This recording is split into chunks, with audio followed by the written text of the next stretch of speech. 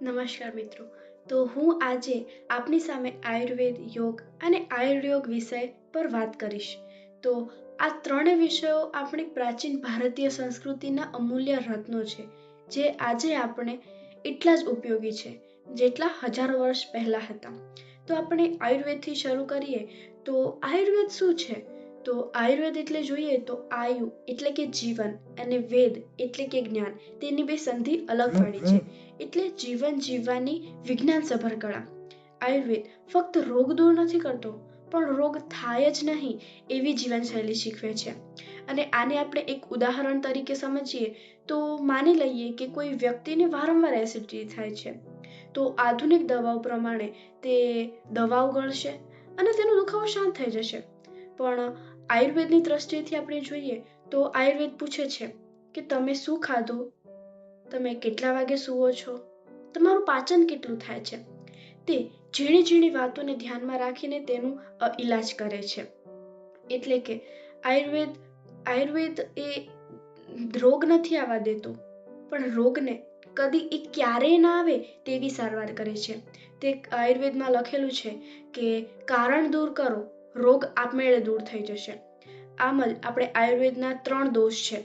આયુર્વેદ અનુસાર આપણે શરીરમાં 3 દોષ હોય છે: વાત, પિત્ત અને કફ. તો વાત વિશે જોઈએ તો વાત ગતિ અને ચળવળનું છે.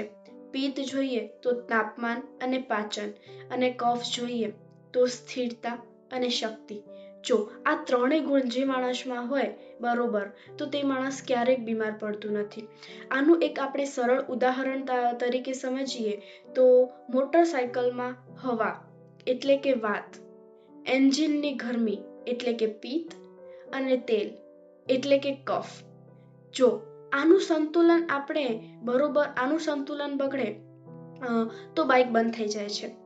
જો તેવી જ રીતે શરીરમાં પણ આ ત્રણનું જો આપણું સંતુલન બગડે તો આપણું શરીર ખરાબ થઈ જાય છે, આપણે બીમાર પડીએ છીએ, આપણને રોગ આવે છે. તો આયુર્વેદ આપણને એ શીખવે છે કે આપણે આ ત્રણેય દોષોનું સમાન ઇક્વલ રાખવું જોઈએ આપણા શરીરમાં. હવે આપણને યોગ વિશે જોઈએ તો યોગ શું છે? તો યોગ એટલે ફક્ત આસન નથી. યોગનો અર્થ એ છે કે જોડાણ, શરીર, મન, શ્વાસ અને આત્માનું જોડાણ. યોગ આપણને શું આપે છે? તો જોઈએ તો શરીરને લવચિક બનાવે છે, મનને એકદમ અંદરથી શાંત કરે છે, વિચારોને એકદમ દ્રઢ અને સ્પષ્ટ બનાવે છે. આનું એક આપણે સિમ્પલ ઉદાહરણ તરીકે જોઈએ તો જ્યારે આપણનો મોબાઈલ ફોન હેંગ થાય ત્યારે આપણે શું કરીએ? રીસ્ટાર્ટ કરીએ અથવા દુકાનમાં લઈ જઈએ. એ જ રીતે પ્રાણાયામ જે છે તે મનને રીસ્ટાર્ટ કરે છે, ધ્યાન જે છે તે વિચારોની સફાઈ કરે છે. તો પ્રાણાયામનું સરળ એક ઉદાહરણ તરીકે આપણને જોઈએ તો જ્યારે આપણે ગુસ્સામાં હોઈએ તો આપણે કેવી રીતે શ્વાસ આપણો ચાલતા હોય?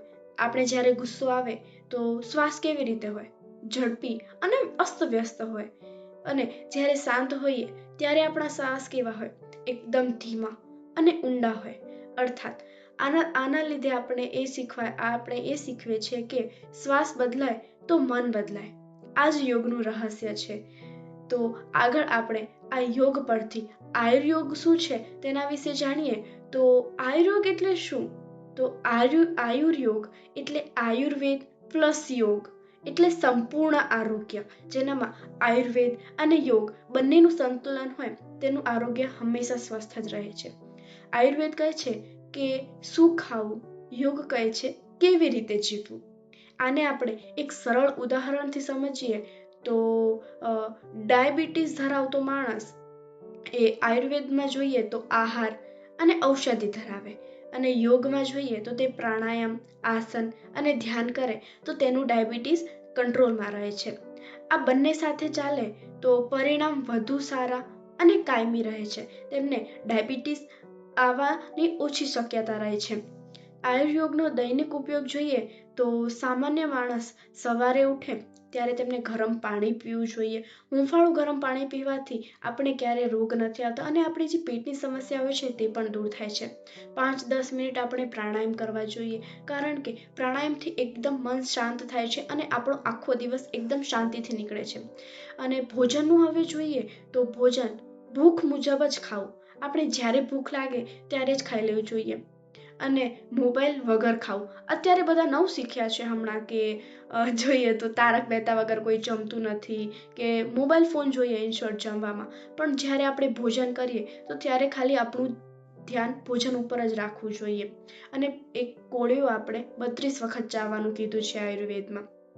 અને સાંજે જો જમ્યા પછી આપણે જોઈએ તો થોડુંક ચાલવું જોઈએ, હળવું આસન. અને આ આસનમાં જોઈએ તો જમ્યા પછી આપણે વજ્રાસન કરવું જોઈએ, જેથી આપણી પાચન શક્તિ મજબૂત થાય છે. સવારે વહેલા ઉઠવું, ચિંતા છોડીને સૂવું જોઈએ.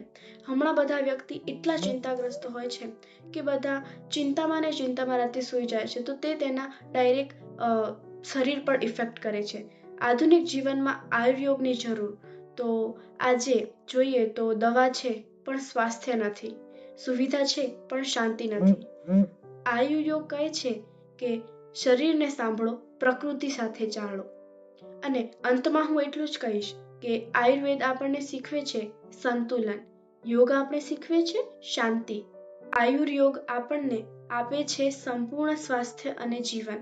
તો ચાલો આપણે હવે હોમિયોપેથી અને એલોપેથી છોડીને આયુર્વેદ તરફ વળીએ, કારણ કે આયુર્વેદ એ રોગ નથી સાચવતો, પણ રોગ ક્યારે આવે જ નહીં તેવી દવા કરે છે. રોગ પહેલા જાગૃતિ અપનાવીએ. ધન્યવાદ.